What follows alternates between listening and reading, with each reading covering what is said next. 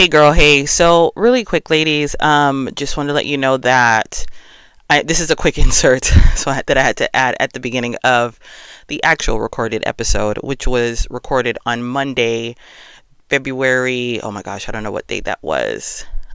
Because I'm dropping this on Valentine's Day. It should have dropped on the 9th, February 9th. However, I was having technical difficulties and my ADHD paralysis was not allowing me to push through it. I was just having a hard time extracting the audio from the video because I of course do videos now. Um, and I was almost going to say, you know what, I'm just going to stick to audio, but no, I figured out a way 5 days later. But anyway, just letting you all know that here's the episode, raw, no edits. And again, thank you for following, thank you for sharing, thank you for taking a listen. So many changes at the beginning of this year, so much to share, but I will in due time. I hope you all are enjoying your Valentine's Day with a partner, with someone, with your kids, whomever. And if you're not, and you're enjoying it with yourself, I hope you're having a really beautiful time. I actually am. And I'll share that on next week's episode. But until then, you're getting a Saturday episode, and you'll, of course, get your Monday episode moving forward as scheduled. Love y'all.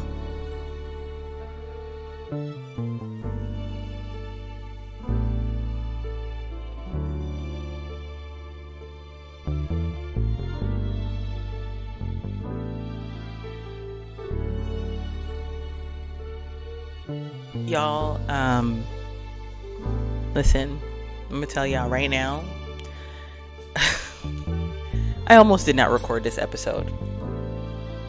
Very quite honest. However, you cannot allow your feelings or what you got going on to really affect what you've already committed to. And like I've said many a times before, you got to stay committed to your commitment. And I'm here. So squash all of that. Just want to make sure that I stay on top of what it is that I want to record. I did record last night, was not feeling it. I didn't even bother to edit it. So I said today, while it's going to be late, I'm going to still drop the episode. I'm going to still do what I need to do and share what I wanted to talk about. So let me go into the intro. Welcome to Inner Healing with Jazz. I'm your host, Jazz Ashby, author, spiritual empowerment coach, and single mom advocate, eldest daughter advocate. I'm here to help all of us, to share with you all the tools that I use in my day-to-day life. Not saying that it is all perfect, or rather, because we know that perfection does not exist. But every day is not a rosy and happy, joyful day, but it's better than the day prior, or rather, I utilize the tools that I have gained through hardships to know how to manage it all. Anyway, if you spent your life being the strong one, if you spent your life being the eldest daughter where everyone is going to you for everything, but you don't have anyone to go back to on that end, because you'll have girlfriends, you'll have friends, you'll have people, but the people that you want it from are not there because they don't see you. They don't understand you. What they do see is someone who is strong, and they go through things, and I've seen the strong eldest daughter go through things, and I know that she'll come out of it on top. And not to say that that is not the case. What I'm saying is I would love a shoulder to cry on, right? But then I've had to become my own shoulder to cry on, where I sought out therapy, where I have conversations with God, where I meditate, where I voice things, where I record my thoughts, my inner thoughts, or if I'm upset, I'm texting who I'm upset with, but then I delete it and I got it out and then I talk through it in therapy, all those things. But today's topic is a topic that we all know so well about, and also do know. I am looking at my notes on the computer, and that's what I'll always do because I don't want to veer off ADHD. The topic that I want to discuss is love. Let me turn up this volume a little bit. Testing. Love. Not the perform for it kind of love, but this is my birthright kind of love. So let's take a deep breath. put the cape down, and dive in. For a long time, I thought something was wrong with me. I thought that, what is it about me that no one wants to love me the way I see everyone else around me receiving love? Everyone around me, friends, family, colleagues, even getting engaged, living in happily, as far as I know, committed relationships, really sticking through it through and through. What is it about me? Why do I have to carry so much? Why did I have to go through so much in life? Why did I have to cry so much? Why did I have to experience so much isolation? What is it about me? And of course, as you all know, I'm spiritual, so I go down rabbit holes of past lives, and we agreed on this contract before coming to this earth. And I oftentimes have those moments where I'm like, really? I agreed to this? Why? And there's really no true answer to that. And that is not an escapism for me to be like, okay, that's the reason why I'm going through this, because I chose this. I do believe that we do choose these things. Like, there's an episode in American Gods where, wait, is that the episode that I want to talk about? Is it American Gods? Let me see. No, the book that I read was called Many Masters, Many Lives, about past lives and how we choose this life. And this person was in a when someone does, oh my gosh, it's when they put the person to sleep. And I can't remember. Let me not veer off of what it is that I'm trying to get to and express what I'm trying to push through to y'all. So, quite frankly, I just want to get to the point. The point is, because we're on this healing journey, because we're healing ourselves, I need you to know that you're not broken.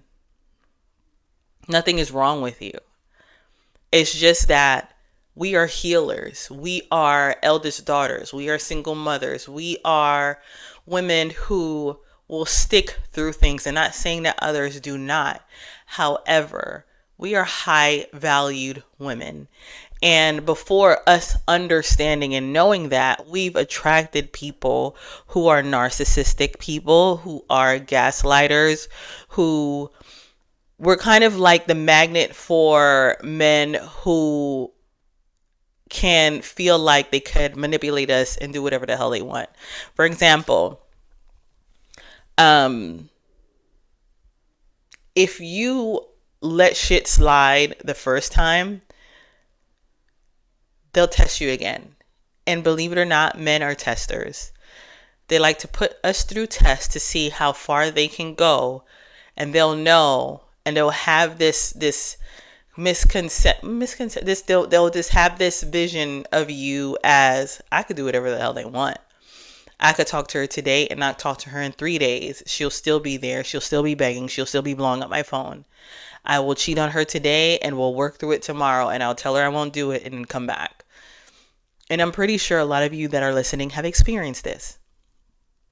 I'm here to tell you again that you're not broken. Nothing is wrong with you. If you attract people that are not ready to commit, it's because there's something within you that you have not committed to, and that is yourself. I'm saying that quite frankly through my own experience. Take what resonates and leave what doesn't, right? But fast forward to the point of me recording this episode, and I'm not even going to edit. Y'all going to get this raw and thick.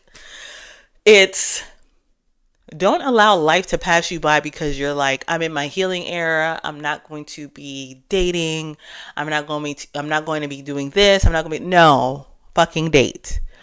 Get outside and talk to several men. Am I saying sleep with them? No. But whatever it is that you want to do, you do, because it's your body. If you feel comfortable to whatever, that's on you.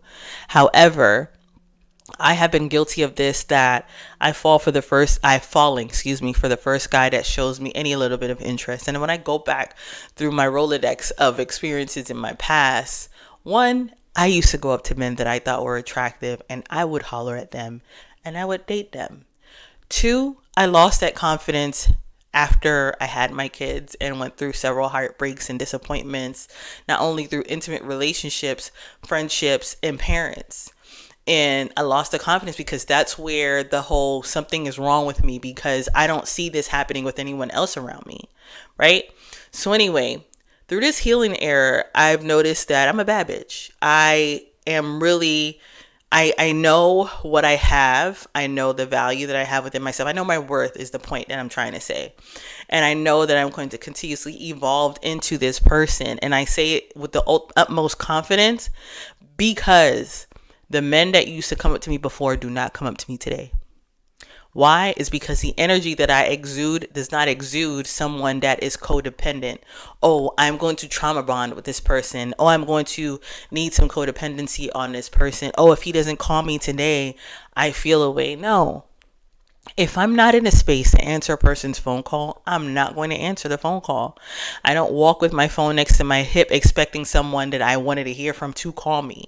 Everyone has lives. Everyone is busy. And I say all that to say is, if you're an introvert or you find yourself where you're engrossed in work and your kids and whatever other responsibilities that you have and you forget yourself, make sure that you do things for yourself. Make sure that you get out. Make sure that you go to a lounge. Make sure that you go to a lounge that plays jazz music live. Make sure you go to those concerts. Make sure you go and play pickleball. Make sure you go to that spa monthly. Make sure that you nurture yourself. The more and more that you do for yourself, you don't need anybody, but anybody that does come along is something extra. And everybody wants to experience life with someone, right?